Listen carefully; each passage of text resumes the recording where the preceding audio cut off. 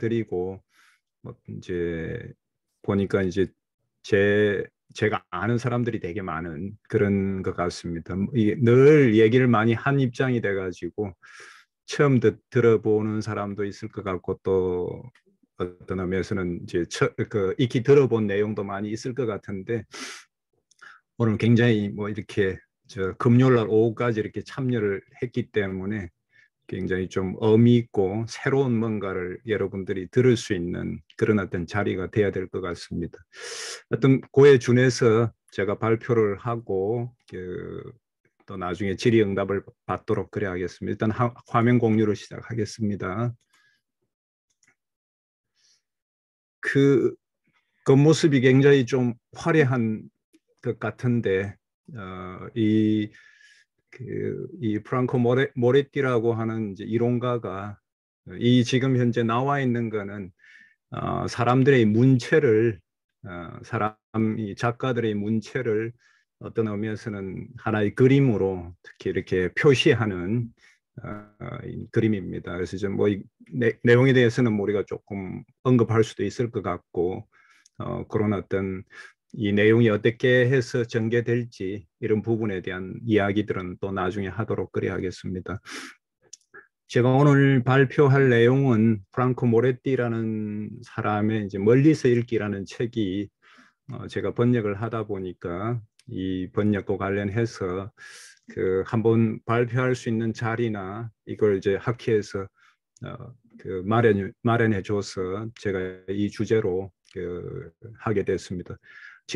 올해 1년 동안 뭐 책을 몇 권 이렇게 이제 내게 됐는데 뭐 문화연구나 많은 이제 책들이 있지만 가장 사람들이 앞으로의 어떤 그 전개 과정 속에서 가장 흥미롭게 생각할 수 있는 책이 이 멀리서 읽기가 아닌가 뭐 이런 생각이 듭니다.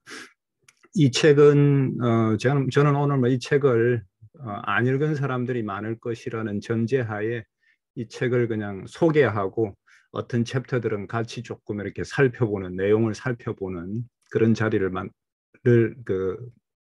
만들고자 합니다.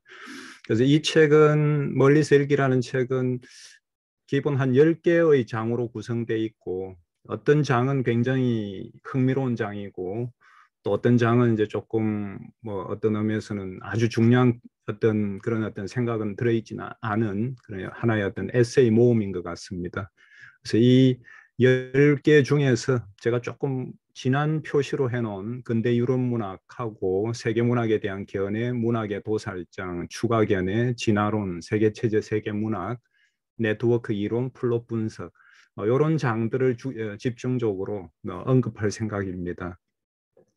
이 모레티 어떤 책 중에서도 이 책은 아마 그가 굉장히 긴 시간 동안 2000년도부터 가장 최근까지 썼던 글들을 모아놨기 때문에 아주 수밀관된 그의 어떤 사상을 보여준다기보다는 중간중간 그의 변화들을 그가 어떻게 발전해 오고 있었는가를 굉장히 잘 보여주는 책이라고 생각합니다.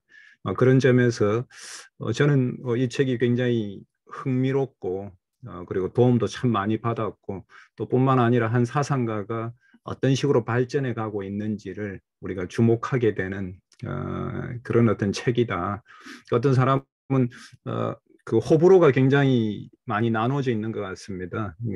그 2000년도 이후에 모레티의 작업하고 그 이전의 작업에 대한 평가들이 상당히 달라서 어떤 시각을 가지고 이제 모레티를 보느냐에 따라서 모레티에 대한 어떤 오히려 더 전기에 썼던 책들이 훨씬 좋다라고 하는 사람도 있고 또 그의 어떤 이 후기의 어떤 새로운 어떤 실험들이 굉장히 또 그 의미 있다라고 얘기하는 사람들이 많은 것 같습니다. 그래서 이 책은 모레티의 어떤 일관된 저작이 아니고 다양한 에세이로 구성되어 있고 특히 핵심은 이제 세계문학론이 굉장히 많이 들어 있습니다. 그러니까 세계문학론이 세계문학에 대한 견해, 추가 견해, 진화론, 세계체제, 세계문학, 또 시작의 끝, 조금 이제 그걸 발전시킨 헐리우드라는 행성이라는 그래서 세계문학, 세계 영화에 관련된 글이 상당히 많이 들어있다.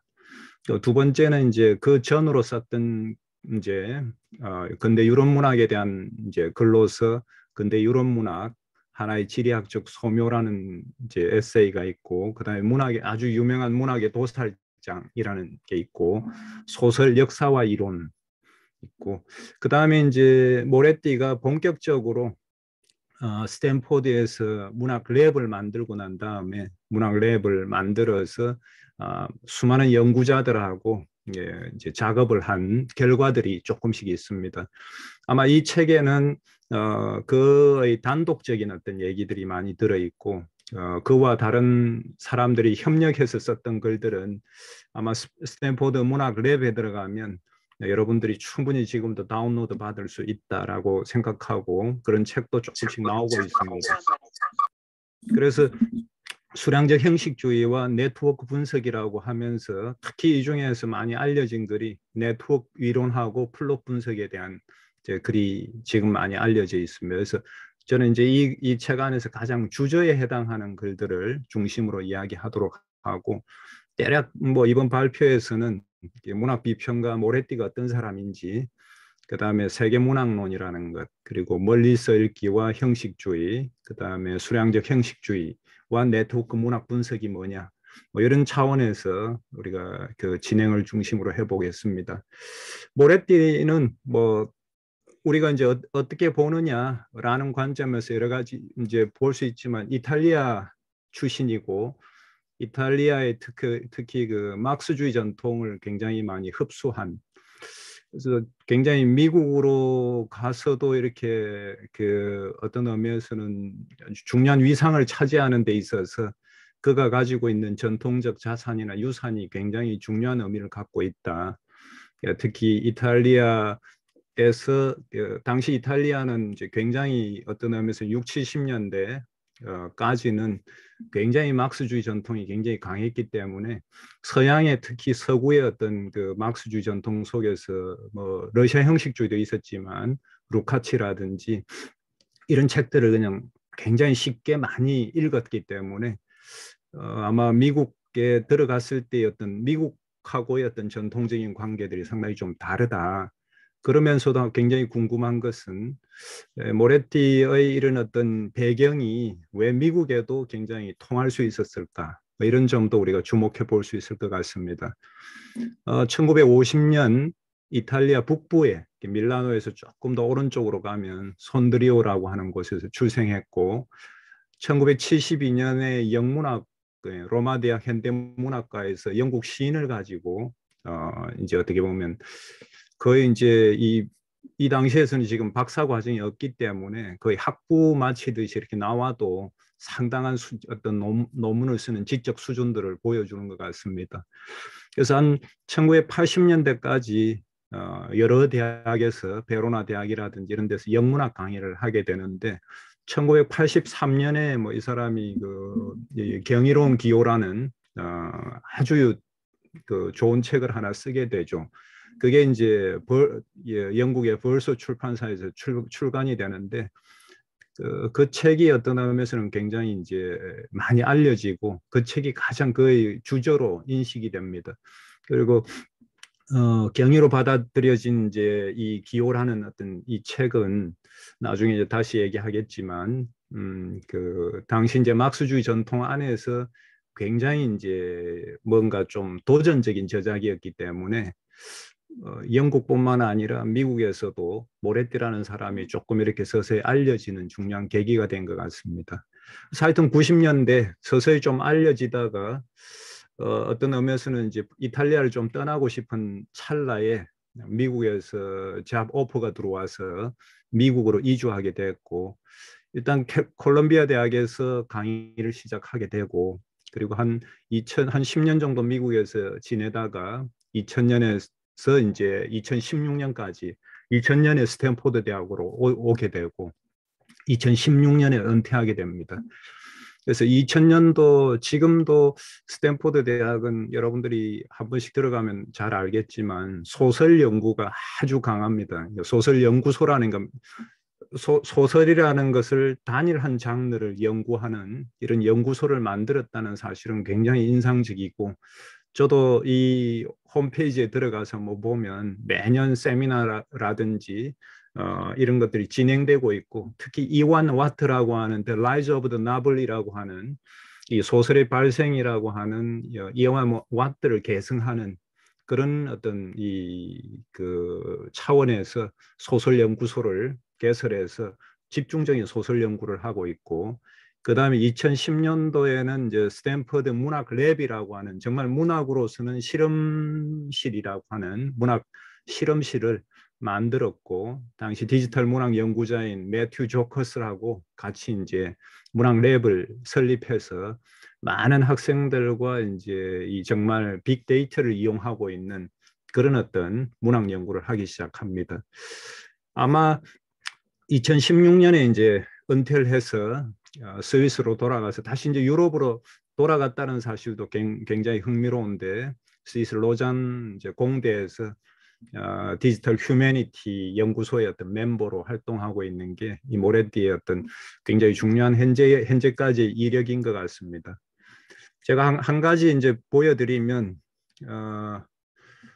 이제 제가 오늘 아침에 지금 이제 검색해서 가져온 것인데, 모레티라고 하는 사람의 어떤 이론적인 부분은 아직은 지금도 여전히 평가되고 있기 때문에 지금 현재 뭔가 이 사람의 평가가 완료되어 있지 않습니다. 그래서 이게 서구 마르크시스트 문학 이론가들 중에서 우리가 이제 쭉 이렇게 한번 살펴보면 현재 이 위치에 있다. 여러분들이 보면은 지금 이제 이 위치에 있고, 바로 위에 이제 이글턴이 있고, 그 다음에 루카치가 있고, 제임슨이 지금 이래 있고, 그래서 이렇게 막 스튜어트 홀이 이제 굉장히 많이 언급이 되고 있는, 그래서 그 기본 이제 조금 이제 뭐랄까 좌파적 전통 안에서 문화 연구한다거나 문학 연구하는 사람들의 흐름 속에서 보자면 아주 뭐 전 세계적으로 회자되는 정도의 나이도 그런 상황이기 때문에 이런 상황이라서 그렇지만은 현재 꾸준히 언급되고 있는 사람이다라는 생각을 해보고, 요 현재 지표로 보자면 루카치나 뭐 이런 사람들은 뭐 80년대까지 굉장히 인기를 끌다가 이렇게 내려가고 있는 이런 상황이죠. 그래서 이걸 이제 구글 북에 엔그램이라고 하는, 여러분들이 많이 들어봤을 텐데, 엔그램이라는 걸 이제 좀 들어가서 이용해 보면 굉장히 흥미로운 게 많이 나오니까 나중에 그거는 다시 한번 더 얘기하도록 그리 하겠습니다. 그래서 주로 이제 마르크시스트 문학 연구자들 속에서는 모레티가 차세대를 어떻게 보면 뭐 이분도 이제 나이가 많은 상황인데 차세대라는 것은 좀 이상하지만 그럼에도 불구하고 굉장히 중요한 역할을 이제 하고 인정받고 있는 상황이다.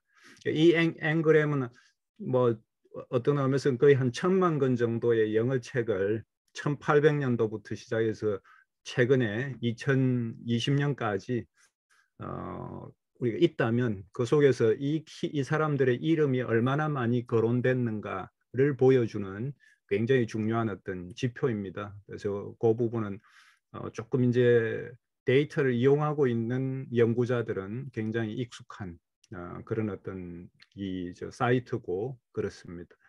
그래서 세계문학이라는 관점에서 한번 더 보자면, 세계문학에서는 사실 이제 모레티는 파스칼 카자노바나 데이비드 댐노시보다도 세계문학이라는 관점에서는 상당히 많이 회자되고 있는, 세계문학을 우리가 이야기한다면 프랑코 모레티라는 사람을 이야기하지 않을 수 없는 이런 그 모레티가 가장 많이 언급이 되고 있다. 그래서 모레티를 비판하기 위해서든 모레티를 응용하기 위해서든 실질적으로 가장 세계문학에 대한 논의할 때는 가장 많이 언급되는 사람이다라고 이제 보면 될 것 같습니다. 제가 이제 이런 데이터를 통해서 모레티가 대충 어떤 사람인지 그런 관점에 대해서 얘기했고, 의외로의 책을 많이 썼습니다. 지금 뭐 얘기한 것만 해도 지금 한 건 뭐 이렇게 한 거의 10권 가까이를 썼고, 10권 문학서로서 10권 가까이 썼다라는 것은 상당히 문학 연구자로는 대단한 분이 아닌가 이렇게 우리가 추론해 볼 수 있는데, 뭐 조금 더 이제 최근에 와서 약간 주춤하는 이유 중에 하나는 아마 스탠포드 대학 이제 스탠포드 대학 내에 어떤 그 대학 신문에도 아마 그런 기사가 났는지 아마 제자나 이런 관련된 약간 성추행 관련된 문제들이 조금 있었던 걸로 알려져 있습니다. 그 더 이상 해자는 되진 않는데 저도 이제 그 기사는 찾아서 읽어봤는데 아주 상세하게 이렇게 나와 있었는데 조금 미묘한 부분들이 있는 것 같고 어느 정도 유야무야 이렇게 넘어가는 이런 지경인 것 같습니다. 어쨌거나 간에 이제 이분이 이제 쓴 책들이 이제 굉장히 이제 뭐 많고 지금 인용도 많이 되고 많이 언급되는 것 같습니다.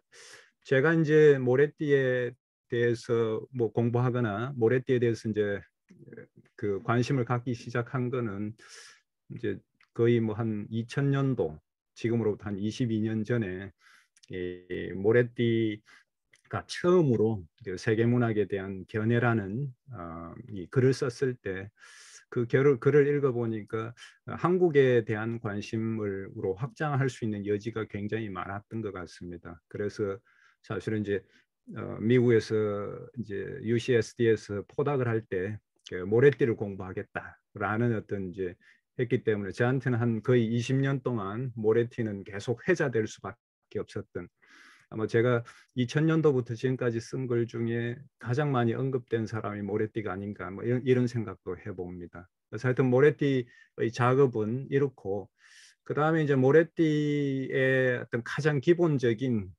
이론적인 어떤 관심이라고 한다면 저는 이제 뭐 2000년도 이후부터 우리가 한국 사회에서 이론이 얼마나 급격하게 등장했는가. 저도 그 이론을 쫓아가기도 급급했고 사실 이론을 공부한다라는 것 자체가 너무나 빨리빨리 교체되는 그런 상황이었던 것 같습니다. 그러면서 또 한편으로는 좀 아쉬운 게 뭐냐면 이론을 하면서 이제 제가 80년대 이제 대학을 다닐 때 80년대 후반에 문학의 형식에 대한 논쟁들이 굉장히 많았는데 리얼리즘 논쟁이든지 루카치나 아도르노나 뭐이저 베르톨드 브레이트라든지 이런 사람들의 문학 형식 논쟁이 굉장히 있었어요. 그래서 이 형식을 두고 이제 형식과 사회 관계들을 어떻게 인식할 것인가. 근데 이제 2000년도 이렇게 지나면서 이론을 해가면서 자꾸 이런 것들이 사라지고 있고 또 한국 사회에서도 지금 점점 그런 형식에 대한 논의들이 사라지고 있는 게 그렇다면 문학이 정말 무엇일까라는 고민들을 많이 하게 될 때 모레띠라는 사람은 계속해서 형식을 문학의 형식과 사회의 관계 그래서 이 사람의 책은 전부 다 문학 형식과 사회 관계에 대한 논의들을 하고 있다. 그런 점에서 약간 좀 개인적으로 제가 80년대 이렇게 공부한 입장에서는 굉장히 좀 저한테는 뭔가 시사점이 많은 그런 어떤 그 이론가가 아닌가 이런 생각을 해봅니다. 이 사람은 기본적으로 굉장히 주관주의적이고 뭐 해석적인 어떤 그런 문학 해석은 비판하고 굉장히 유물론적이고 사회 변화하고 문학 형식의 관계라든지 그다음에 약간 객관주의적인 입장을 취하고 있고 이데올로기적인 정치 비판이나 이런 것들은 거의 없습니다. 여러분들이 경이로 받아진 기호라든지 이런 데 보면 드라큘라하고 프랑켄슈타인을 비교한다든지나 굉장히 어떤 탁월한 읽기를 보여주죠. 유물론이나 객관주의적이고 형식주의적인 비평을 지향한다. 자, 이 사람 이 프랑크 모레티가 프랑스에서 이제 공부해서 이렇게 올 때 당시 이탈리아의 많은 대학에서 굉장히 유명했던 인물이 우리는 잘 알고 있는 그람시라고 하는 인물이 있고 크로체를 있는 이제 그람시라는 인물이 있고 조금 거기에 대해서는 델라 볼페라고 루치오 콜레티 같은 이제 이런 분들이 있는데 이 그 델라 볼페나 루치오 콜레티 같은 이론가들은 그람시나 크로체의 역사주의적이고 관념주의적인 막스주의를 굉장히 비판하는 입장이다. 실증주의적이고 굉장히 객관주의적인 그런 어떤 막스주의를 주장하는. 그래서 특히 과학적 방법론으로서의 막스주의 이런 것들을 굉장히 강조를 했는데 모레티의 이제 뭔가 대담이라든지 이런 데 곳곳에서 이 두 사람에게 자신이 영향을 받았다라는 얘기를 하고 있습니다. 그래서 이런 사람들의 어떤 이론가들의 영향을 받아서 이를 근거로 문학의 형식이나 장르가 근대 자본주의 사회 변화하고 어떻게 연결되는가를 분석하는 아주 탁월한 그런 어떤 그 업적들을 낳고 있습니다. 하여튼 한국에는 잘 알려져 있, 그람시는 굉장히 많이 알려져 있지만 델라 볼페나 루치오 콜레티 같은 사람들은 그렇게 많이 잠시 뭐 번역이 되기도 하고 했지만 별로 논의되지는 않은 것 같습니다. 그런 점에서 이제 우리가 저도 뭐 이 발표를 위해서 이 사람들이 어떤 이론적인 사고를 하고 있는가를 찾아보긴 했는데 그렇게 자료가 많지는 않은 것 같습니다. 두 번째는 민족문학을 좀 넘어선 세계문학의 가능성, 그리고 민족의 경계를 넘나드는 근대문학의 어떤 여러 장르들, 근대적 서사시에 대한 연구를 통해서 문학의 초국가적 체제를 어떻게 사고할 것인가에 굉장히 매진했습니다.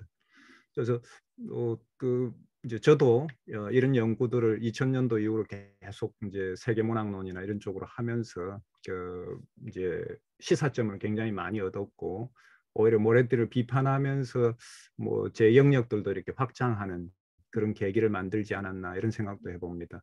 그러니까 스탠포드 대학에 정착한 후에 소설연구소 스탠포드 문학랩을 설립하여 문학에 대한 수랑적 접근과 디지털 문학 연구를 주도했다라는 겁니다. 밑에는 이제 뭐 이게 매튜 조커스하고 이제 이 계속해서 이제 그 발표를 하는 문학 랩을 운영하고 있는 뭐 일부 사진을 제가 이 사진들은 대부분 다 구글에 다 들어 있는 겁니다. 그리고 이들의 연구 성과가 이미 그 홈페이지에 들어가면 얘네들의 문학 랩에 들어가면 다 받게 돼 있고 그 중에 많은 부분들을 조금 추려서 어떤 의미에서는 좀 선집으로 낸 게 캐넌 슬래시 아카이브라고 하는 이제 책이 있는 것 같습니다. 좀 익숙하지 않으면 굉장히 좀 지겨울 수 있는 게 어떤 의미에서 수량적 형식주의라는 게 단어 단계에서 문장 단계에서 패러그래프 단계에서 어떤 식으로 우리가 추출할 수 있는가를 굉장히 고민하는 작업들을 하고 있습니다. 이 부분은 최근에 이제 모레티가 한 대담에서 제가 가져왔는데 모레티는 자기가 어떤 연구를 하려고 하는가 거기에 대해서 이제 얘기를 하면서 그러니까 자신이 영향을 받은 것은 이제 그 루처 콜레티다라고 하면서 콜레티의 글을 인용합니다. 막스주의라는 게 사실 과학이냐 혁명이냐라고 할 때 자기에게는 과학이 조금 더 이제 가깝다라는 생각을 피력합니다. 과학자들은 세계를 있는 그대로 묘사하고 다른 대안이 없음을 보여주는 일에 자부심을 느낀다고 말합니다. 그와 반대로 혁명은 세계를 변화시키려고 하지요. 이 이분법이 사실 제 저작의 핵심입니다. 저는 현 상황을 알고 싶은 욕심이 있고 이 욕심은 앞선 상황이 어떻게 다른 것이 될까를 상상하는 일보다 더 강합니다.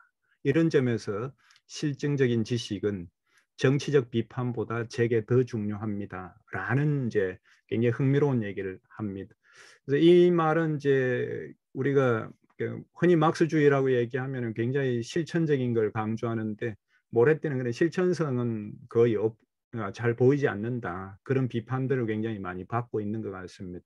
그러나 그의 어떤 전통이라든지 그가 물려받았던 이론적 전통이라든지 이론적인 어떤 계보로 보자면 어떤 의미에서는 굉장히 그 실천보다는 과학을 중요시하는 그런 어떤 흐름에 근거하고 있을 뿐만 아니라 이 점이 미국으로 넘어갔을 때 굉장히 통하지 않았을까. 굉장히 이제 문학을 정치적이고 이데올로기적으로 읽는 게 아니라 문학을 굉장히 객관주의적이고 실증적으로 읽어내면서 사회 변화를 얘기하는 그러니까 굉장히 어떻게 보면 막스주의가 혁명적 무기로서의 어떤 그 막스주의 그런 어떤 뭔가 실천력은 다 비어져 있는 느낌은 든다라는 거고 그러나 그 점이 오히려 미국 사회에서 뛰어난 어떤 이렇게 문학 해석의 어떤 그 관점을 보여준 게 아닌가 이런 생각이 듭니다.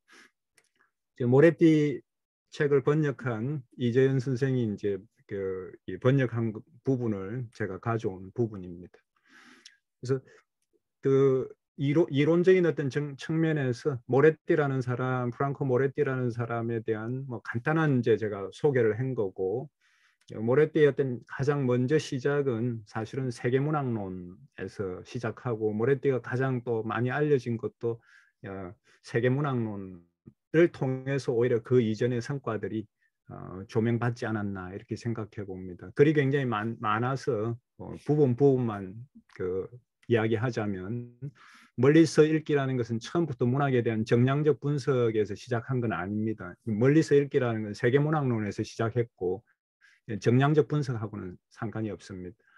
멀리서 읽기라는 것은 사실은 굉장히 모레띠가 도발적이다라는 걸 보여주는 얘기죠. 그래서 이제 번역서의 74페이지의 세계문학에 대한 견해를 보면, 우리는 텍스트에 주목하지 말자. 굉장히 도발적이죠. 이제는 텍스트를 읽지 않는 방법을 배우자.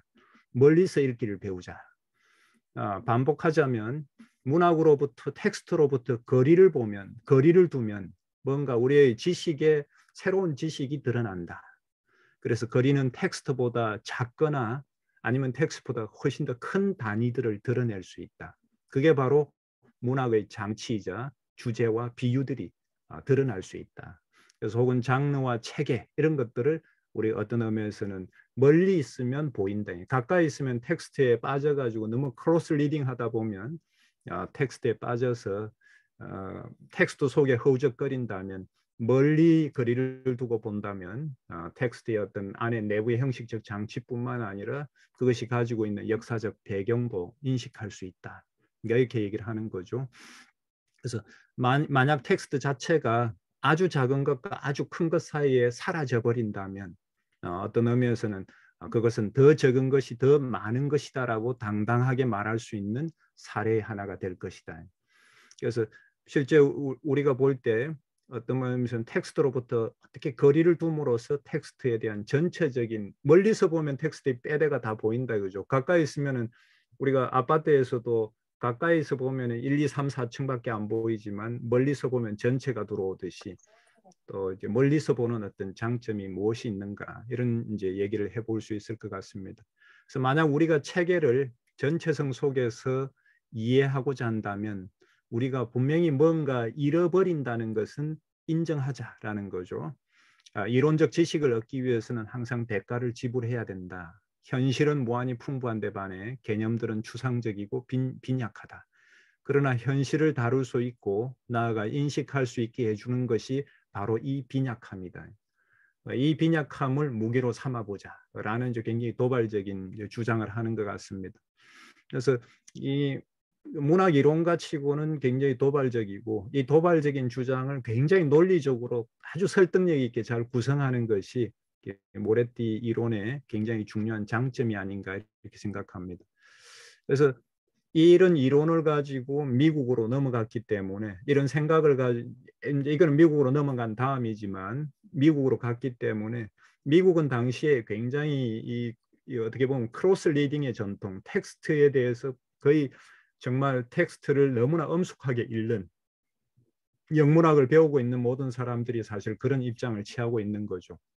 그래서 신비평처럼 텍스트 내 의미의 아이러니와 중의성에 관심을 갖든, 해체비평처럼 의미의 끊임없는 미끄러짐에 주목하든, 신역사주의처럼 텍스트의 주목받지 못하던 부분에 스며든 역사적 경향성을 드러내든, 포스트 식민주의처럼 텍스트 내의 서구 중심적 시각을 폭로하든 간에 모두 몇 건의 정전적 텍스트에 대한 꼼꼼한 읽기에 근거하고 있다라는 게 이제 제 생각인데, 이걸 모레띠가 볼 때 이런 읽기는 매우 엄밀하게 선별된 극소수의 텍스트들에 대한 극히 엄숙한 읽기, 텍스트에 대한 신학적 활동에 가깝다. 그러니까 크로스 리딩이라는 게 그렇다라는 거죠.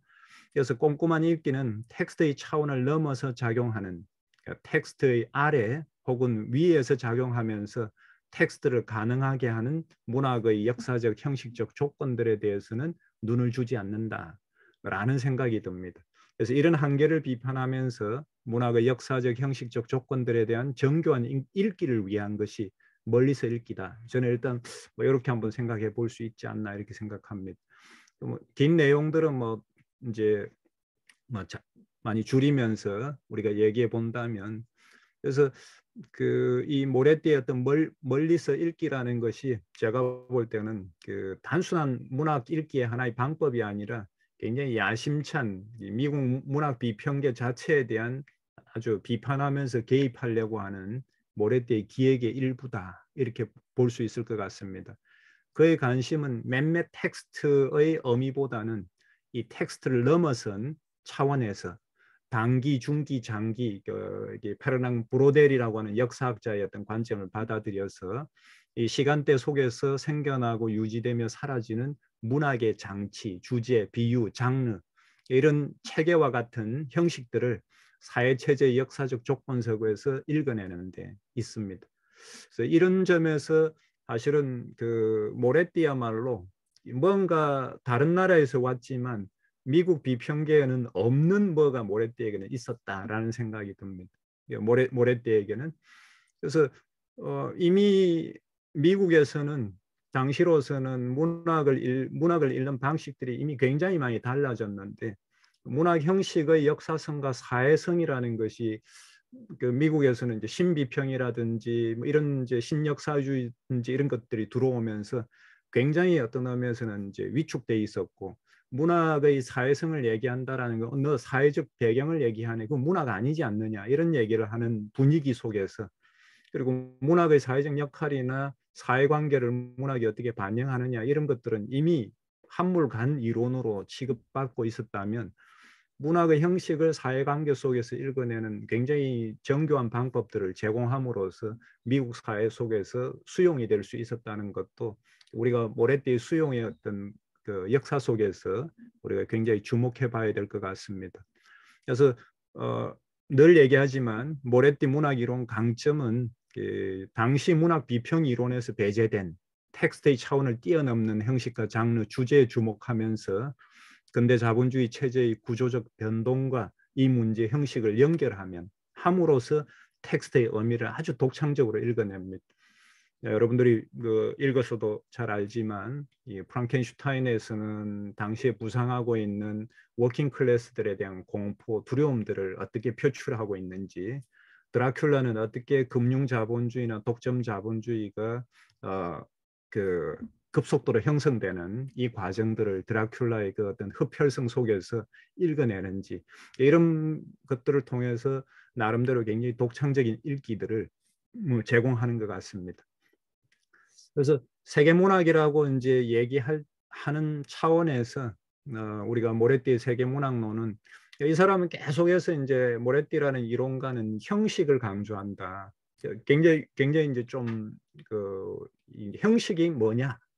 형식이라는 것은 하루아침에 생겼다가 작가가 쓰는 게 아니라, 형식은 굉장히 긴 시간, 30년 텍스트를 읽는 그냥 행위는 1, 2년이면 지나가지만, 그 텍스트가 만약에 소설이라는 장르는 지금 그 200년 이상 장기 지속하는 거잖아요. 소설이라는 건 200년 이상 장기 지속하는데, 우리가 80년대 리얼리즘 소설 하면 한 10몇 년, 그리고 여성주의 소설 이런 식으로 등장하듯이 짧은 주기는 2, 30년으로 특정한 소설들의 주기들이 바뀌어가는, 그리고 그 주기들이 문학 형식 안에서 어떻게 나타나는지, 이런 점을 굉장히 주목하기 때문에 형식은 늘 이 사람에게는 특정한 사회관계의 압축이다. 주상이라는 말은 압축이다. 형식은 서로 상충하거나 대립적인 힘들 간의 타협이다. 이런 얘기를 이제 굉장히 많이 하는 것 같습니다. 지도는 조금 이따 이제 보도록 하고, 그래서 그 세계문학론에 우리가 괴테와 마르크스와 같은 이제 세계문학론이 굉장히 많이 있는데, 모레띠는 이제 거의 이 시대가 지나서 세계문학을 처음으로 다시 어떤 의미에서는 부활시키는데 굉장히 중요한 역할을 합니다. 세계문학이라는 이 개념을 비롯해서 비교문학이라고 하는 것은 두 개의 나라가 떨어져 있고 국민국가라는 두 개의 나라를 이렇게 국민국가 단위를 전제로 한 채 두 나라의 문학을 비교한다면, 세계문학은 이 두 나라를 뛰어넘고 횡단할 수 있는, 트랜스할 수 있는 문학 연구를 이제 시작하는 게 세계문학의 가장 큰 핵심인데, 괴테와 마르크스가 이제 뭐 200년 전에, 거의 150년 전에 이야기했지만 유럽 열강의 어떤 아주 뭐 민족주의와 민족국가의 각축 속에서 세계문학은 빛을 보지 못하다가 어떤 의미에서는 좀 이렇게 아웃사이드처럼 있다가 조금씩 등장하는데, 뭐 이제 그 이 중간에 우리가 뭐 저 아웰바라든지 많은 크루티우스라든지 많은 인물들이 있지만 본격적으로 제기하는데, 특히 미국 비교문학의 어떤 굉장히 중요한 변화를 가져오는데 모레띠의 역할이 이제 굉장히 컸다라고 이제 얘기하고, 그래서 모레띠가 제기하고 있는 것은 비교문학의 패러다임을 넘어서 세계 체제 내의 초국가적인 문학 연구의 가능성을 이제 제기한다.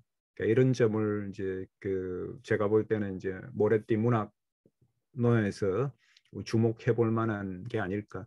그러니까 이런 논의들이 이제 뭐 제가 이제 문학을 80년대 공부하고 90년대, 2000년대 이렇게 넘어오는 과정 속에서 제가 가지고 있는 어떤 의미에서는 문학적인 자산이 있다면, 한창 대학 다닐 때, 대학원 다닐 때 읽었던 이 자산들이 오히려 이제 좀 그 자산이라고 한다면 사라져 버리는 게 아니라 모래띠는 이것들을 굉장히 다시 잘 살려내는 이런 관점을 보여주는 것 같습니다. 그래서 1, 2, 3, 4 이 얘기들이 이제 왜 세계문학론에 얘기하느냐 하면, 첫 번째는 이제 세계문학론은 외래적 형식과 지역적 소재들 간의 타협이라는 말로 이제 근대 소설이라는 건 뭐냐면은 서양에서 이제 특히 프랑스, 영국에서 생겨났다면 이 이론들이 전 세계로 이렇게 확산되고 뻗어나가는 그 과정들은 우리가 이제 굉장히 주목하는데, 늘 우리가 주목하는 것은 이완 와트라는 사람의 The Rise of the Noble처럼 영국이라든지 프랑스에서 소설이 발생했고 다른 나라들은 이것을 그냥 수입했다라고 생각하면서 영국과 프랑스 중심주의를 얘기한다면, 모레띠는 이 중심주의가 사실은 프랑스나 영국도 소설의 한 형태다. 그러니까 정말 전 세계적으로 우리가 등장하는 소설들은 각 나라에서 그런 형식들과 자신의 지역적 소재들이 어떻게 결합되어서 새로운 형태의 소설들이 만들어졌는가라는 것을 사실 2000년도에 이 모레띠의 어떤 글이 뉴 레프트 리뷰에 짧은 글이 실렸는데, 이게 굉장히 그 아주 선풍적인 그런 그 이 저 문학 논의를 일으켜냅니다. 또 이제 이 조금씩 변주하는데 서구적인 스토리와 지역적 관점 간의 투쟁과 혼합, 그다음에 외래적인 플롯과 지역적 문체들의 결합. 세계문학은 이 전체를 통해서 뭔가 유럽의 소설이라고, 우리도 이제 근대 소설이라는 게 유럽에서 흘러 들어왔는데, 그것 유럽의 소설들이 동질성이라고 할 수 있는 것이 확산되지만 또 우리 나름의 그 속에서 그걸 받아들이고 관점에서 수용함으로써 이질성들이 생겨나는, 그래서 확산과 분기의 이중주가 펼쳐지는 공간, 이게 이제 세계문학이다, 이런 얘기들을 쭉 하고 있습니다. 그래서 이런 논의들은 사실 이제 지금은 뭐 굉장히 상식적으로 받아들여지는데, 당시에 그 2000년도에는 비교 문학에 대한 강한 비판으로 미국 내에서, 그리고 특히 미국 문학에 대한 이제 비판, 이런 쪽에서 많이 그 제기될 수 있었다, 이렇게 보면 되겠습니다. 그러니까 시간 관계상 조금 이제 그 이야기하자면, 모레띠는 이 세계문학론을 진화론과 세계 체제론을 결합하여 분기와 확산의 과정으로서의 세계문학을 이제 구성하려고 합니다. 그런 점에서 저희들이 지금 뭐 이제 제가 문화 연구하면서도 외래 문화들을 수용해서 우리가 어떻게 그 문화를 주체적으로 변용시키는가, 이런 게 이제 굉장히 중요한데, 그런 변용시키는 의식을 세계문학의 관점에서 제기해 줬다라는 거죠. 소설이 우리 한국에도 소설이 발생이 있는 거고, 영국에도 발생이 있는 거고, 프랑스에서 발생이 있는 거다라는 어떤 관점에서, 그러나 그 발생은 전부 다 외래의 형식과 지역적인 어떤 소재나 재료들과의 어떤 결합을 통해서 이루어졌다라는, 이제 지금은 조금 이제 너무나 익숙한 주장이 될지 모르지만 그런 얘기들이 굉장히 많이 들어와 있습니다. 그래서 모레티는 진화론하고 세계 체제론이라는 이 두 가지를 어떻게 결합시킬 것인가 라는 관점을, 그래서 이제 멀리서 읽기에서 굉장히 우리가 이해하기에 굉장히 이제 꼭 이해해야만 하는 것은 바로 이제 이소성 종분화라고 하는 진화론의 어떤 개념이라고 우리가 생각해 볼 수 있을 것 같습니다. 이소성 종분화라는 것은 어떤 하나의 종이 인위적인 어떤 장벽이든, 만약에 이제 쌍둥이라 하더라도 이 쌍둥이가 만약에 전라도로 시집가고 한 명은 경상도로 시집가면서 자식을 낳고 살면 다른 장소에 가면서 종분화들이 일어난다라는 이제 이 개념은 이제 우리가 굉장히 이제 진화론에서 중요한 개념인데, 이 한 종이 둘로 나눠지면서 완전히 다른 종으로 만들어져 버리는, 그러니까 문학이라는 게 아무리 서양에서 하나가 흘러 들어온다 하더라도 한국, 일본, 중국 아니면 다른 나라로 가면 다른 종으로 발생한다라는 이제 생각을 어떻게 보면 굉장히 이제 집중적으로 이제 제기를 하고 있는 겁니다. 다인의 이제 종의 기원이라든지 여기서도 이런 것들이 어떻게 분화해 가는지를, 이건 다 분화해 가는 과정들입니다.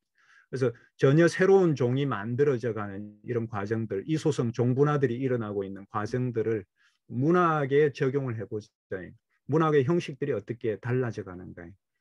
자유간접화법이라는 게 프랑스라든지 유럽에 생겼지만, 이 자유간접화법이라고 하는 형식이 러시아로 흘러 들어가면서 완전히 다른 형태의 어떤 의미에서는 이 기법이나 형식으로 바뀌어져 버린다든지, 굉장히 문학 형식의 변화에 대한 논의들을 굉장히 많이 하게 되죠. 그래서 이 소성 종분화는 분기한다라고 얘기하고 많은 가지를 치면서 이렇게 흩어져 가는 이런 과정을 나타내고, 세계 체제론은 월러스틴이라고 하는 이메뉴얼 월러스틴이라고 하는 사람의 세계 체제론 속에서 중심, 주변, 반주변 이런 과정 속에서 중심은 원료들을 가져와서 상품을 만들어서 생산하면서 중심, 주변, 반주변의 구조들을 끊임없이 유지해 나가는 이 시스템을 생각해 보면 실질적으로 이 세계 체제론을 통해서 문학의 어떤 동일성 이런 것들이 어떤 식으로 우리가 세계 체제 속에서 산다라는 것은 여전히 중심부 문화의 간섭을 우리는 피할 수 없다라는 얘기를 합니다. 아무리 다양성이 생긴다 하더라도 그 다양성은 중심부 문화의 간섭에 의해서 분기해 나가는 과정하고 연결돼 있다. 그래서 동일성과 다양성의 이 과정을 통해서 세계 문학의 흐름을 우리가 이해하는데, 세계 체제의 흐름과 진화론을 어떻게 결합시킬 것인가, 그러니까 이런 점을 이제 굉장히 강조를 하는 이 세계 문학론이다. 그래서 내부에 들어가면 다양한 얘기들이 있을 수 있지만 다양한 얘기들과 논의들을 오늘 뭐 시간이 보니까 이미 벌써 많이 흘러버려서 다 논의하기는 쉽지는 않은 것 같습니다. 그래서 모레티는 근대 유럽 문학에서, 근대 유럽 문학이라는 글이 굉장히 흥미로운 점은 뭐냐면, 우리는 유럽의 정신, 유럽을 단일체로 보는 게 틀렸다라는, 시간의 관점에서 보면 유럽을 하나로 보려고 할지 모르지만, 유럽의 지식인들은 전부 유럽이라고 생각할지 모르지만, 모레티는 이 유럽이 얼마나 하나의 어떤 다양한 국가들의 군도로 이루어져 있고 다양성으로 존재하고 있고 지리적 공간에 따라서 얼마나 다양한 문학 형식들이 생겨나는지를 근대 유럽 문학이라는 글에서 제시하고 있습니다.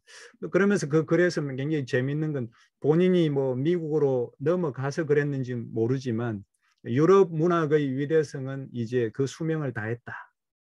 오직 기적만이 이 흐름을 뒤집을 수 있다.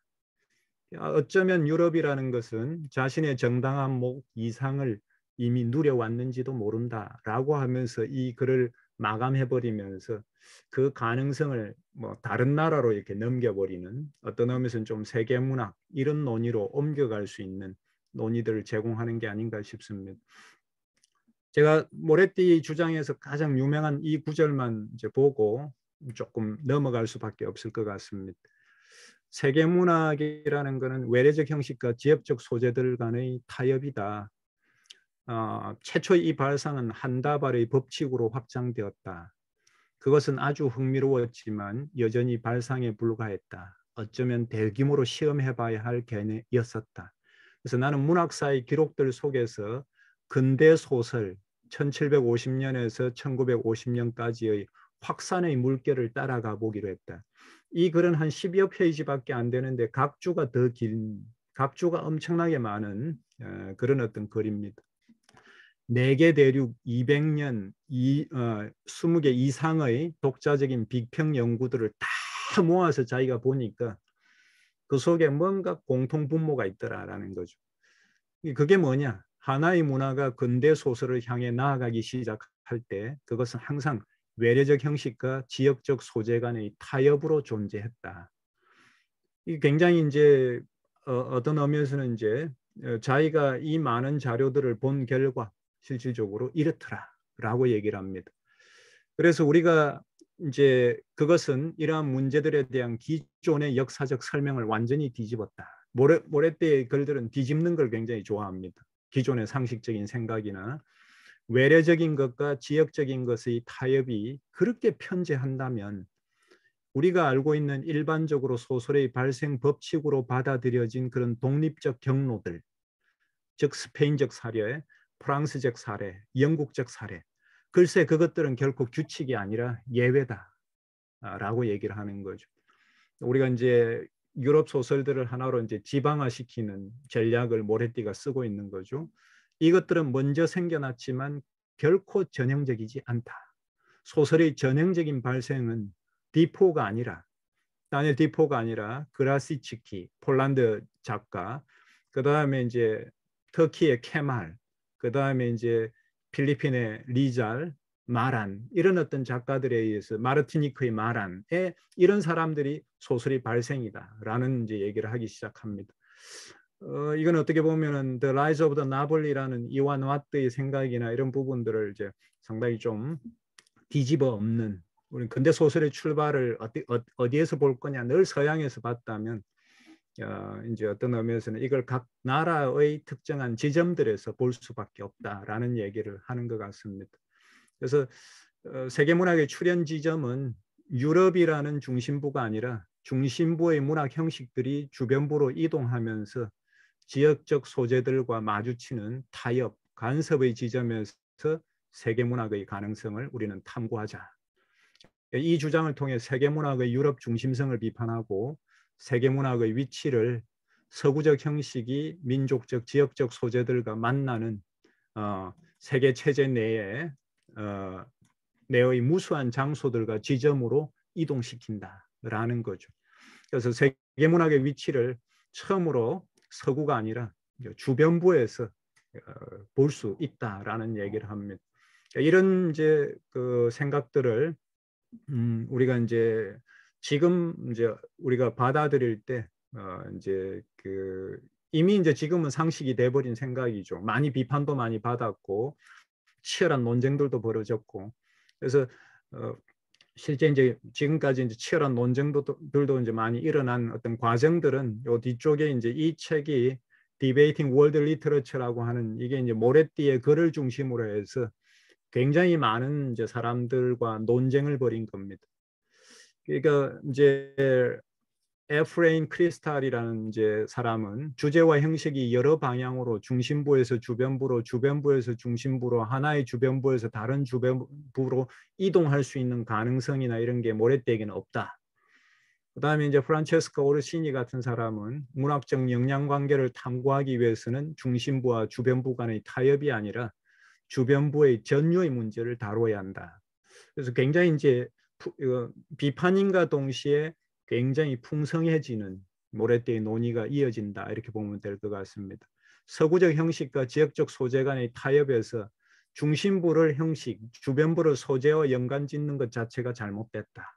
이런 비판들이 이제 굉장히 많이 이루어지면서 모레띠는 나름대로 이런 것들을 반박하고 또 반박할 뿐만 아니라 약간씩 수정해 가는 것 같습니다. 그래서 이 글들을 천천히 따라 읽다 보면 이게 모레띠의 어떤 변화가 느껴진다.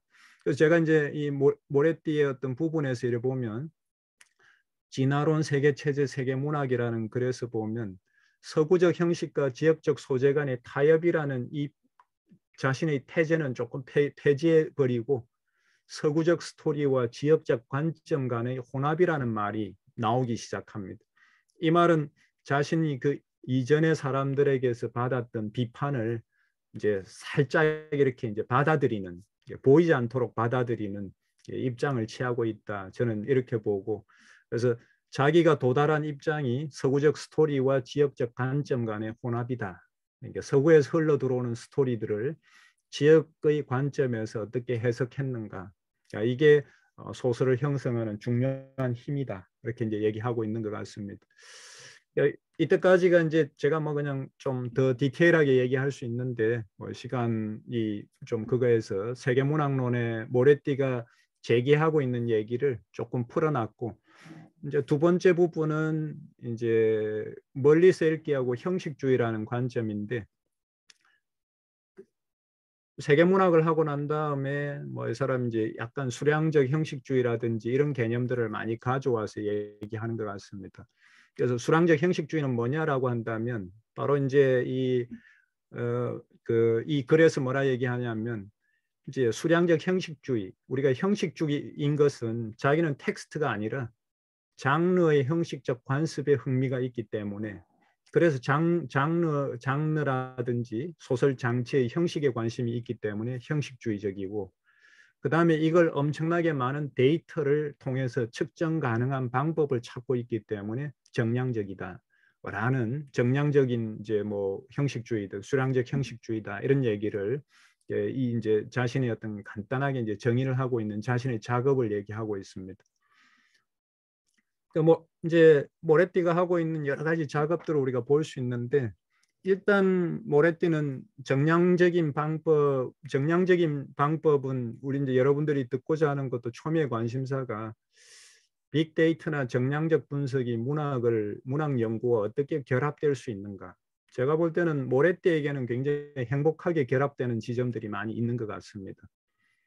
그런데 지금 현재 제가 볼 때 뭐 정량적인 연구나 빅데이터 분석을 통해서 문학 연구를 하는 데는 상당히 좀 거부감을 저도 갖고 있는데, 모레티가 갖고 있는 입장은 상당히 흥미로운 점이 많은 게, 빅데이터에 치이기보다는 빅데이터라는 이 데이터들을 가져와서 굉장히 독창적인 해석들을 뭔가 만들어내려고 하기 때문에 하나의 모범을 보여주는데, 그것은 모레티가 가지고 있는 풍부한 문학적 훈련의 자산들이 있기 때문인데, 미국 내에서 많은 이제 학자들이 이 정량적 분석을 통해서 작업하고 있는 것을 조금 제가 볼 때는 실망스러운 게 굉장히 많이 있는 것 같습니다. 그러니까 그런 점들을 우리가 좀 주목하면서, 아주 이제 모레티의 분석이나 이런 분석에서 우리가 주목해 볼 것은 이제 모레티가 쓴 책 중에 부르주아지라는 하는 이제 책이 있는데, 이제 이 책에서 자신의 해석뿐만 아니라 정량적 분석과 관련된 얘기들을 많이 합니다. 그러니까 미들 클래스, 부르주아지라고 하는 이 세 개의 단어가 시기에 따라서 어떻게 달라져 가는가, 왜 달라져 가는가, 이런 얘기들을 하는데, 자기가 구글 북 코퍼스에서 이용해 보니까 미들 클래시즈, 부르주아지가 1800년에서 1825년 사이에는 대체적으로 비슷하게 나타나더라. 그러나 1832년 선거법 개정 직전부터 시작해서 보면 미들 클래스와 미들 클래시즈가 부르주아보다도 두세 배 이상 더 자주 사용된다. 왜 그럴까? 이제 이런 이제 질문들을 던지는 거죠. 부르주아지라고 하는 이 개념이 어떻게 보면 사회적으로 프롤레타리아트라든지 하나의 독립되는 개념으로서 뭔가 사회의 지배자라는 환상을 준다면, 미들 클래스라고 한다면 중간 계층으로 이렇게 편입되면서 정치적인 함의들이 사라질 수 있기 때문에 미들 클래스나 미들 클래시즈가 훨씬 더 많이 사용됐다라는 얘기를 하기 시작합니다. 그래서 굉장히 흥미로운 얘기들을 이게 정치 사회적인 변화와 데이터 분석을 결합시키는 논의들을 많이 하고 있는 점들을 모레티 연구에서 우리가 주목해 볼 필요가 있다. 저는 이제 그 사례로, 하나의 사례 연구로 이렇게 가져왔습니다. 그래서 로우, 미들, 어퍼라는 게 페전트리, 프롤레타리아트, 부르주아지, 노빌리티라고 독립적인 범주보다 사회를 연속체로 볼 수 있는, 그러니까 사회가 점점점 이제 그런 어떤 이 사회의 이동성을 사고하는거나 상상하는데 굉장히 유리한 점이 있다. 뭐 이런 얘기를 하는 것 같습니다. 제가 이제 들어가서 한번 검색을 해보니까 부르주아지, 미들 클래시즈가 어떻게 이렇게 달라졌는지 대충 모래띠 생각하고는 비슷한 것 같아요. 이렇게 그러다가 1830년대부터 갑자기 미들 클래스가 훨씬 더 많아져 간다라는 걸 우리가 바로 알 수 있는 것 같아요. 그 다음에 미들 클래스나 미들 클래시즈가 훨씬 더 많아져 간다. 그러다가 이제 최근에 와서 다시 부르주아라는 말이 굉장히 많이 사용된다라는 점도 우리가 해석해 볼 수 있는 여지가 굉장히 많이 있어 보이는 재밌는 이제 사실이다. 이렇게 이제 한번 얘기해 볼 수 있을 것 같습니다. 최근에 이제 굉장히 많이 나온 얘기 중에 이 빅데이터 얘기할 때 가장 많이 나오는 사람이 누구냐면 이 크리스 앤더슨이라고 하는 사람이 많이 나오는데, 뭐 이제 그런 금방 찾아서 읽는데, 이론이 정말 빅데이터가 이제 이론의 중심에 들어오면서 이론이 종말을 구한다라는 거죠. 이제 컴퓨터로 모든 상관성을 만들어냈기 때문에 굳이 이론의 연결성을 만들 필요가 없다라는 얘기를 합니다. 그래서 이 엄청난 빅데이터 양과 응용 수학이 이제는 그 과거의 이제 이론적 도구들을 다 대체하기 시작하고 있다라는 얘기를 하면서 점점점 이제 우리 인간의 행동의 연구에서 데이터들이 많아지면 많아질수록 많아지면서 많아질수록 그 데이터가 스스로 말을 한다라고 하는 이 글이 많은 사람들을 사실은 도발한 것 같습니다. 그래서 정말 이론이 죽었는가 이런 논의도 이제 하게 됐고, 오른쪽 기사도 이제 그런 거죠. 빅데이터 정말 과학의 이론이 죽은 것인가 이런 얘기들을 하기 시작했고, 또 밑에는 이제 뉴욕 타임즈의 데이비드 브룩이라는 사람이 이제 데이터의 철학이라는 말로 하는데, 저는 이 부분은 뭐 이제 우리가 빅데이터를 무조건 거부할 수 있는 게 아니라 이 부분을 한번 깊이 생각해 볼 필요가 있다. 제가 이제 멀리서 읽기라는 책을 교정만 제가 뭐 한 3, 4회를 받고 번역하면서 뭐 원서를 한 두세 번 받고, 그렇지만 제 머리에는 한계가 있더라고요. 제 머리는 한계가 있어서 다시 이제 이걸 여러분들에게 발표하기 위해서 정리할 때 너무나 많은 부분들이 날아가 버렸어요. 그래서 어제 다시 정리하면서 굉장히 애를 먹었는데, 과연 무슨 내용일까? 5번, 6번을 어떤 형태로든 스쳐 지나간 사람인데, 그러니까 이게 다 사라져 버렸다. 인간의 어떤 한계 같은 게 있는 것 같아요. 인간의 직관의 한계 같은 것들. 그래서 우리가 데이터라는 것은 인간이 만들어냈지만 인간이 통제할 수 없는 뭔가가 그 데이터가 아닌가 이런 생각도 좀 우리가 해보게 되죠. 그래서 이 말은 뭐 저는 이제 데이비드 브룩이라는 사람의 얘기는 약간은 동의하는데, 정말 우리가 이 데이터가 정말로 잘할 수 있는 것이 두 가지가 있다. 뭐 다른 거는 접어두자. 한 가지는 뭐냐 하면 현실에 대한 우리의 직관적인 intuitive view of reality라고 하는 현실에 대한 우리의 직관적인 생각이 뭔가 어느 지점에서 틀렸는지를 보여주는데 탁월하다라는 겁니다. 제가 왜 이제 구글 앵그램의 자료들을 가져왔느냐면 이건 제 머리로 할 수 있는 건 아닙니다. 수많은 자료들을 모아서 이제 할 수밖에 없는 거고, 두 번째, 이 데이터들은 우리가 모르는 패턴들을 보여줄 수 있다라는 겁니다.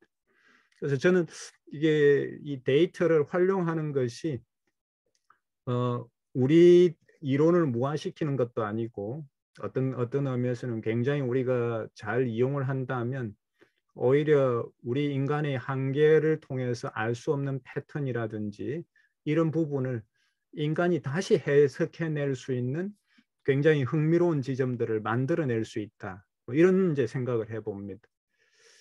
이제 제가 그래서 이게 데이터에 의존한 정량 분석의 장점은 엄청난 데이터에 의존함으로써 인간의 인식적, 직관적 이해의 한계를 넘어서 인간들에 의해 만들어진 구조적 패턴을 읽어내는데 유용하다는 점에 있다.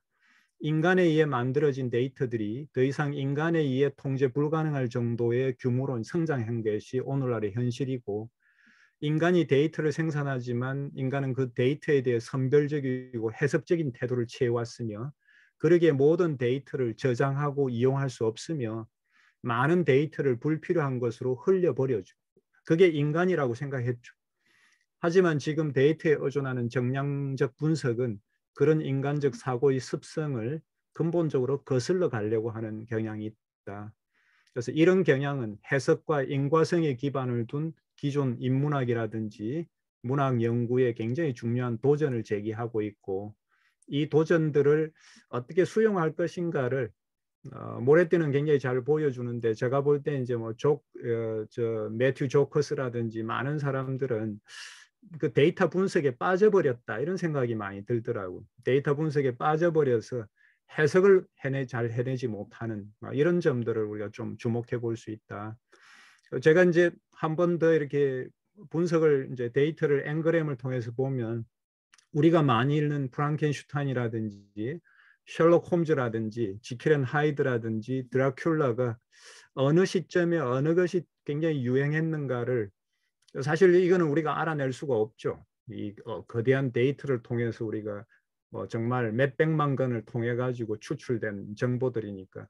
그러나 이걸 통해서 우리는 이제 해석할 수 있는 여지들은 제가 볼 때는 굉장히 많이 있을 수 있고, 새로운 문학적인 도전이나 이런 이해들을 해낼 수 있지 않을까, 이런 생각을 한번 해봅니다. 그래서 이 모레띠의 글 중에서 굉장히 유명한 글이 문학의 도살장이라는 이 글인데, 우리가 읽는 글은 0.5%에 불과하다. 정전으로 읽는 글은 0.5%에 불과하고 99.5%는 도살장처럼 사라져버렸다는 거죠. 그랬을 때 왜 0.5%는 살아남았고 99.5%는 죽었을까? 그러니까 굉장히 재밌는 아주 도발적인 주장이죠. 몇천 건의 소설들을 가지고 조사를 이렇게 해보는 이런 방식을 통해서 문학의 도살장이라는 이제 굉장히 아주 센세이셔널한 글을 쓰는 것 같아요. 그래서 자기는 이걸 얘기하면서 근본적으로 문학사를 다시 보는 방법, 문학사를 다시 읽는 방법을 우리는 제시할 필요가 있다. 쓴 글에 굉장히 재미있는 게 한 가지는 확실하다. 이것은 뉴헤이븐이라는 활기찬 대학 도시에서 문학 연구의 장 전체로 퍼져나가는 극소수의 텍스트들, 세속화된 신앙, 정말로 정전에 대한 아주 꼼꼼한 읽기를 의미할 수는 없다. 뉴헤이븐이 바로 해체 비평의 본산이라고 하는 예일 대학이 있는 곳이다, 그죠?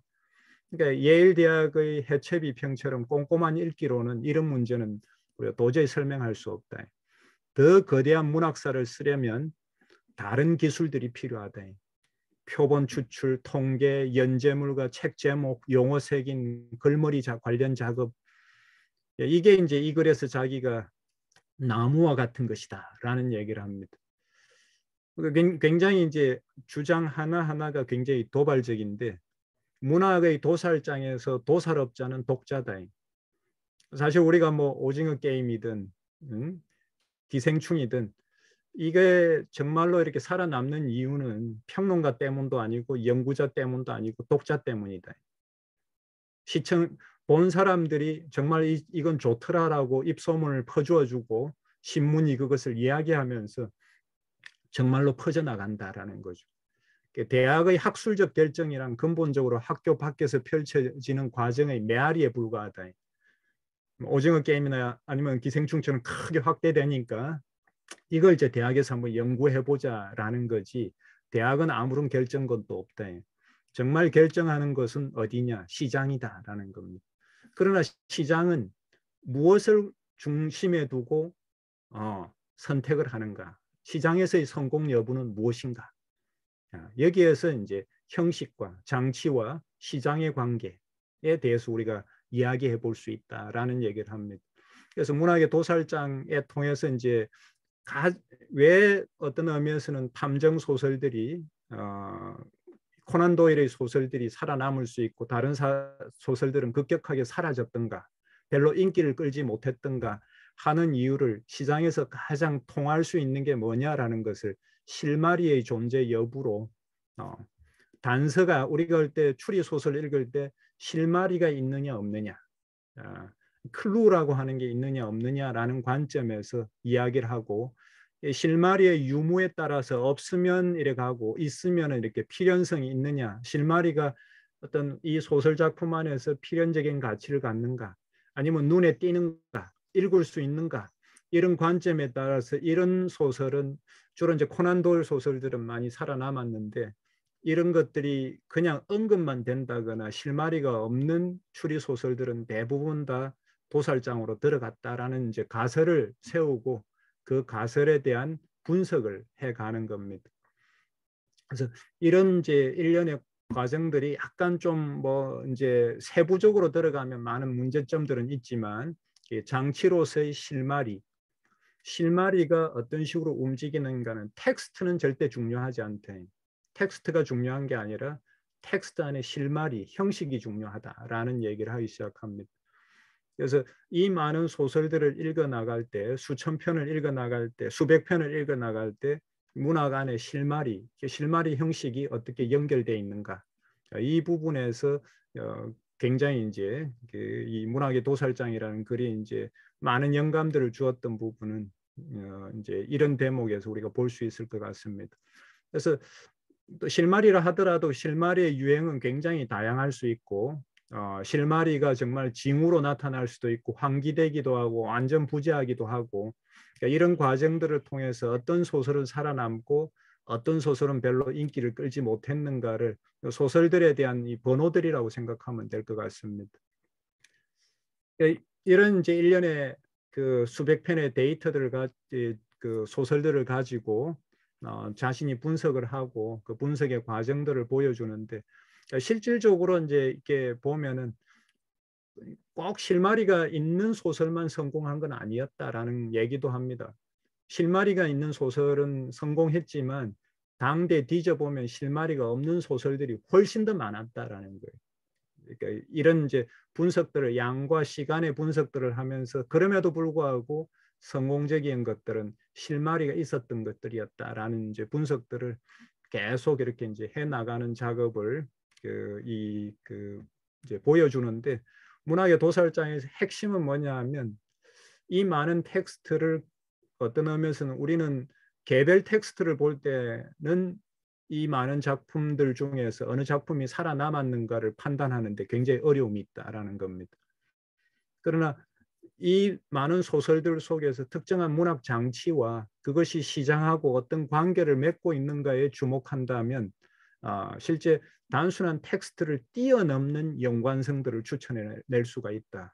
이게 형식주의라는 관점에서 우리가 재개해 볼 수 있는 이런 얘기들을 이제 이 문학의 도살장에서는 핵심은 장치와 형식을 통해서 이야기를 하는 대목이다, 이렇게 이제 설명할 수 있고, 시간 관계상 이제 뭐 이 부분은 이제 뭐 이 정도로 이제 이 문학의 도살장 부분은 여러분들이 이제 책을 통해서 읽어볼 수 있고, 마지막으로 이제 뭐 한 남아 있는 시간 동안에 이 네트워크 분석을 통해서 조금 이제 어떤 의미에서는 앞에서는 나무에 대한 분석이라고 한다면 이제 햄릿을 통해 가지고 햄릿이 왜 주인공인가, 이렇게 햄릿이 왜 주인공인가에 대해서, 왜 우리는 저 드라마 희곡을 읽고 난 다음에 햄릿이 가장 머릿속에 떠오르고 햄릿이 중심이기 때문이다 라고 우리가 설명하는 거하고 객관적으로 설명하는 거는 다를 수 있다.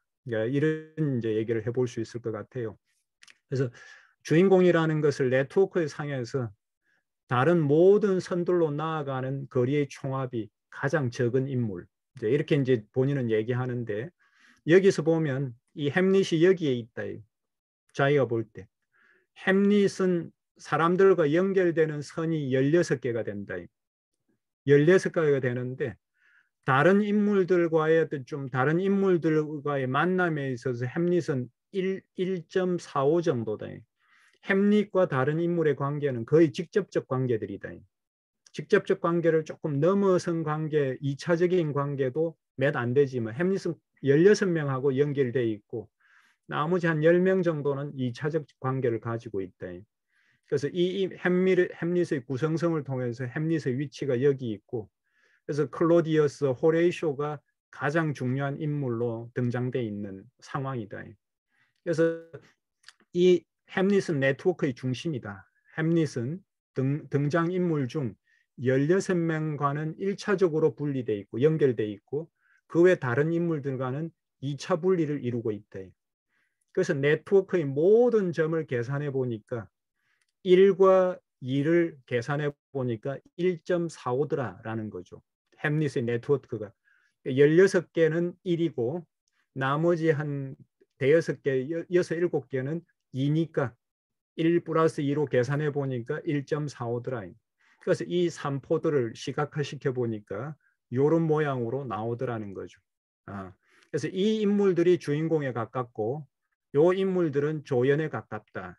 그러니까 메이저 인물과 마이너 인물을 구분하기가 굉장히 이제 쉬워지는 이런 이제 관점을 이 분포도상에서 우리가 알 수 있다라는 거. 이 햄릿이 일일이 한번 여러분들이 세어보면 16명하고 연결돼 있다라는 걸 이제 알려주는 거죠. 그리고 햄릿이 한 번 연결되지만 누군가 만약에 이제 묘파기꾼 2하고는 이렇게밖에 연결이 안 된다든지 이거는 이제 1, 2 분리가 돼 있는 거죠. 만날 수도 있고 안 만날 수도 있는데 햄릿이 만난 경우만 추출해 보니까 몇몇 경우가 있어서 계산을 해보니까 1.45더라라는 겁니다. 그러니까 그래서 햄릿이 실질적으로 네트워크 상에서 가장 중심적 위치에 존재하고 있다라는 것. 그래서 이 분석을 우리가 해보면 주인공과 조연, 입체적 인물과 평면적 인물이라는 말을 우리는 수도 없이 들어봤지만 이걸 네트워크로 표현해낼 수 있다라는 얘기를 합니다. 그래서 우리가 만약에 이 햄릿의 네트워크를 받아들이고 난 다음에 이 햄릿이라는 네트워크를 받아들이고 난 다음에 햄릿을 제거해 보면 이렇게 된다라는 거. 드라마가 성립이 아예 안 돼 버린다라는 겁니다. 그래서 햄릿이 정말 중요하고 클로디우스 같은 경우는 제거해 봐도 여기서 이제 이 클로디우스는 제거를 시켜봐도 그대로 네트워크는 거의 남아 있다라는 거죠. 그래서 클로디우스가 주인공일 수는 없다라는 얘기를 이제 우리가 해볼 수 있다라는 거죠. 주인공은 왜 중요한가?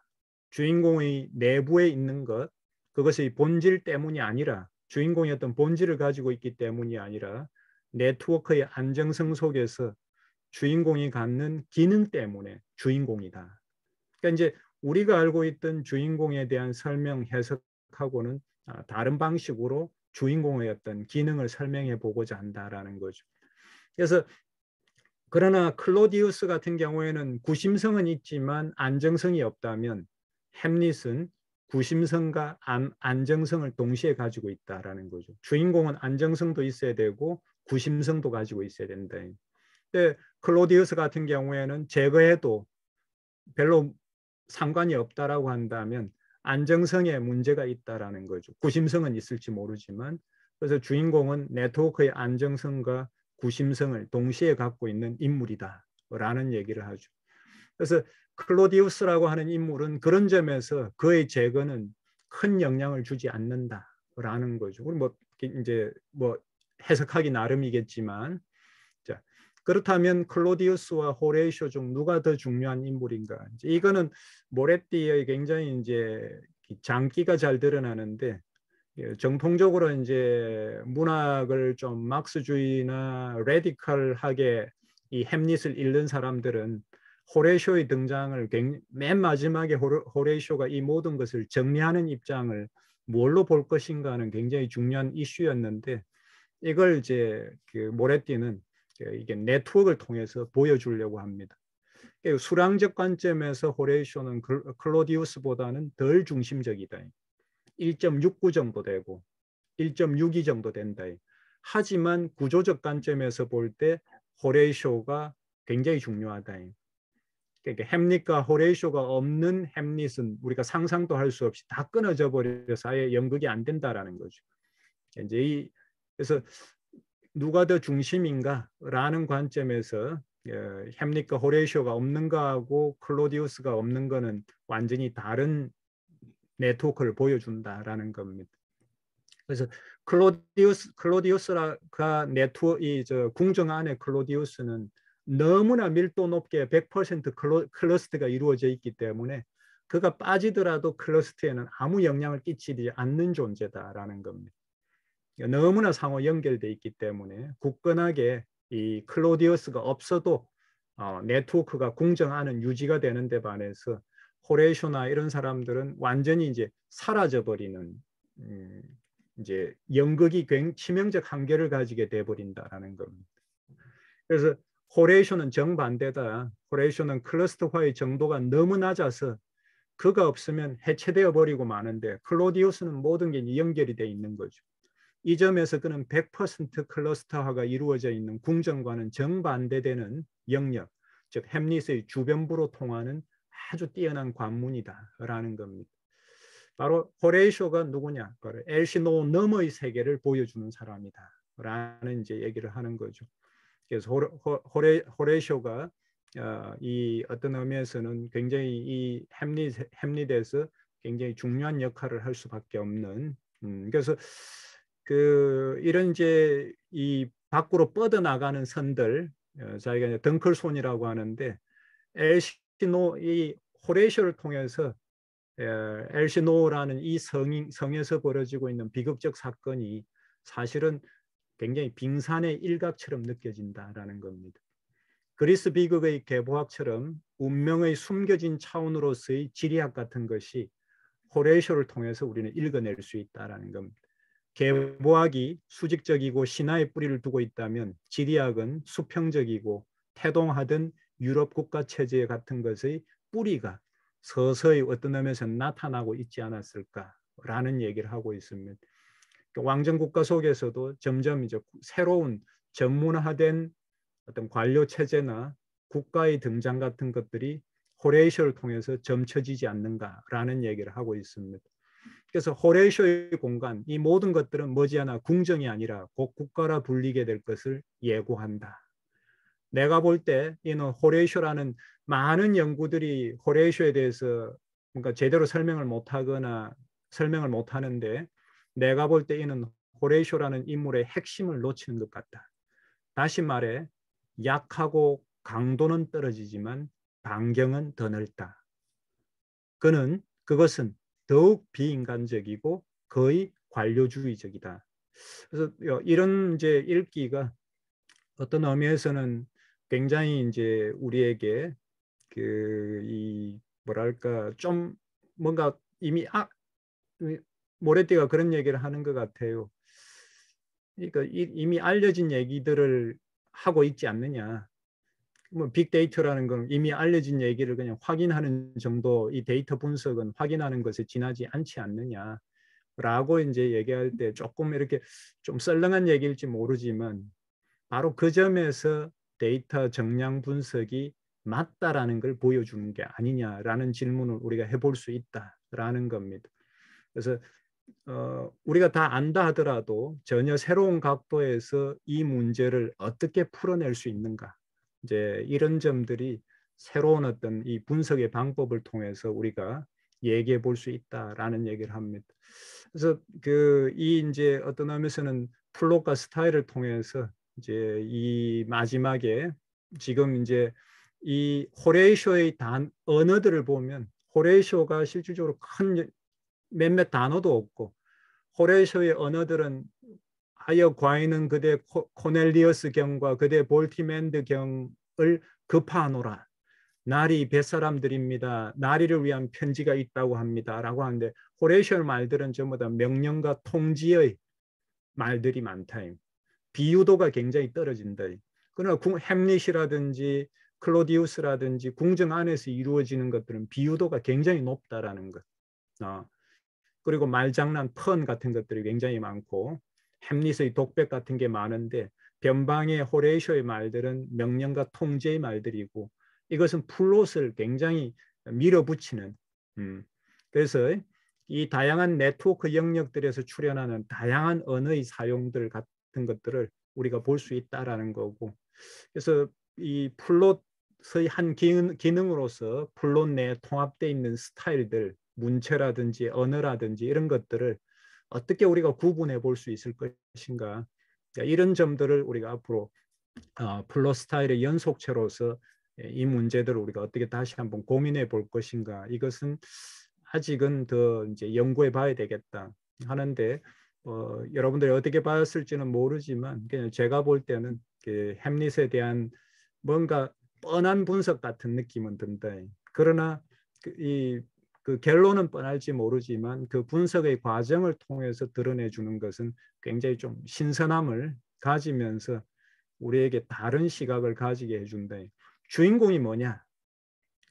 그 다음에 조연이 뭐냐?